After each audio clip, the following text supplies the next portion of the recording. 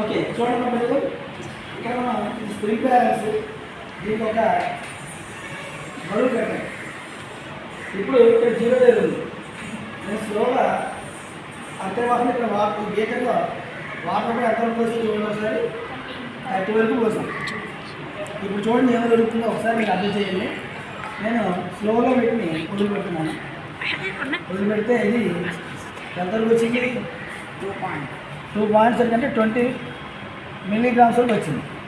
ఇప్పుడు నేను స్లోగా దీంట్లో ఒకసారి స్ప్రింగ్ బ్యాలెన్స్ ఏమవుతుందో అర్థం చేయండి.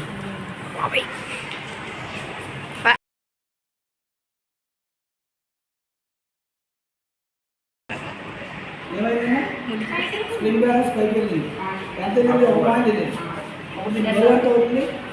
10 మిల్లీగ్రామ్స్. 20 నుంచి 10 మిల్లీగ్రామ్స్. ఇది ఆర్కిమెడిస్ ప్రిన్సిపల్ ఆయన కనిపెట్టింది. దీని ద్వారా మనం డైనామిక్ షిప్స్ ఏ షిప్స్ అనేది ఈ సూత్రం మీద పనిచేస్తున్నాం. సో ఈ సూత్రాన్ని చక్కగా అర్థం చేసుకుంటారని ఆశిస్తాం.